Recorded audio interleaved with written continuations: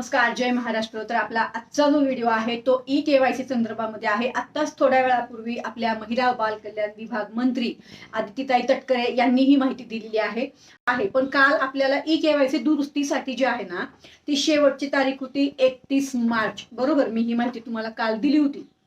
त्याच्यामध्ये त्यांनी आज माहिती दिलेली आहे की तुम्हाला ई-केवायसी दुरुस्तीसाठी जे आहे ना, ती आता 30 एप्रिल पर्यंत वेळ दिलेला आहे। जर कुणाची ई-केवायसी दुरुस्ती अजून झालेली नसेल, यादीमध्ये नाव असेल, तर तुम्ही ती ई-केवायसीची दुरुस्ती करून घेऊ शकता। त्या काय बोलल्या आहेत मी पुढे पण सांगणार आहे। थांबा थोडंसं, ज्यांची केवायसी झाली नाही ना त्यांच्यासाठीही मी बोलणार आहे।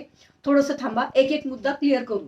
तर आता ह्याच्यामध्ये ज्या महिलांची ई-केवायसी दुरुस्तीमध्ये समजा नाव नसेल किंवा काही प्रॉब्लेम असेल, तर होऊ शकतंय की आता परत ज्या महिलांची नावं नव्हती ना, तर त्या महिलांची नावं जे आहेत ना ते यादीमध्ये अपडेट सुद्धा होण्याची शक्यता आहे।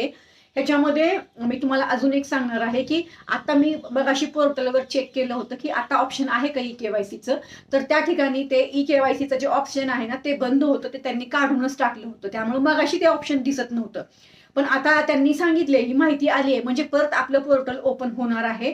आता या संदर्भात मी तुम्हाला या विषयावर मी जे बोलले ना ई-केवायसी दुरुस्ती, आता हा ई-केवायसीचा जर मुद्दा आहेच, आता ज्यांची केवायसी झाली नसेल किंवा यादीत नाव नसेल, जे काही प्रॉब्लेम असतील, आता यादी परत अपडेट होईल, काय होतंय ते बघू। पोर्टलवर जेव्हा ऑप्शन येईल ना त्यावेळेस मी तुम्हाला परत एकदा तो व्हिडिओ शेअर करणार आहे की पोर्टलवर काय ऑप्शन आले, आणि तुम्हाला ई-केवायसीची दुरुस्ती करायची असेल तर तेवढं करू शकता। पण एकदा माहिती ई-केवायसीची दुरुस्तीची वेळ त्यांनी वाढवली असं त्यांनी सांगितलंय। त्यांची मंत्रिमंडळाची बैठक होती, तर मंत्रिमंडळाच्या बैठकीमध्ये हा निर्णय झालाय आणि आपल्या मुख्यमंत्री साहेबांनी पण सांगितलं की ही ई-केवायसीची दुरुस्ती वाढवा। आता आपल्या मुख्यमंत्री साहेबांना आपल्या देवाभाऊंना पण मी ही माहिती पाठवलेलीच आहे। तुम्हाला माहिती आहे की बऱ्याच महिलांची केवायसी झाली नाही, तर या व्हिडिओच्या माध्यमातून मी आजही विनंती करते की नवीन ई-केवायसी करण्यासाठी सुद्धा महिलांना आत्ता पोर्टलवर ऑप्शन उपलब्ध करून देण्यात यावं। कारण आता तुम्ही तसंही तुम्ही आता 30 एप्रिल पर्यंत म्हणजे 30 एप्रिल पर्यंत असंही आता पोर्टल ओपन होणारच आहे ना ई-केवायसी दुरुस्तीला।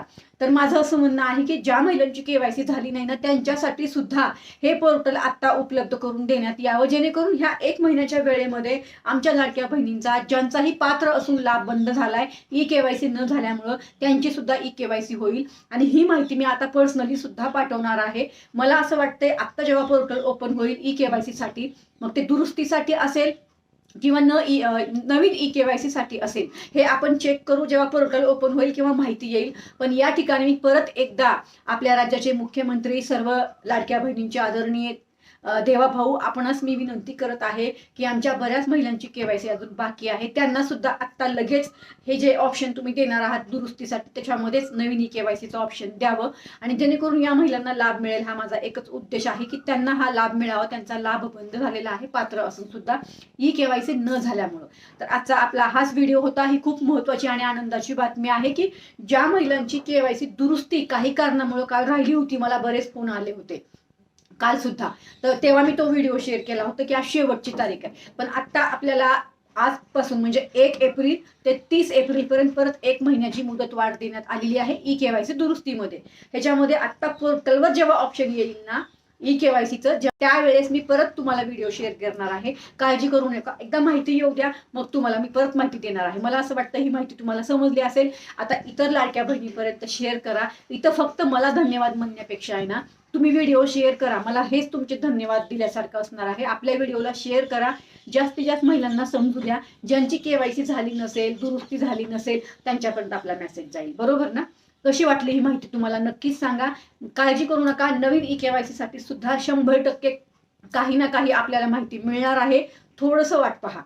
चला तर मग परत भेटू। धन्यवाद, जय हिंद, जय महाराष्ट्र।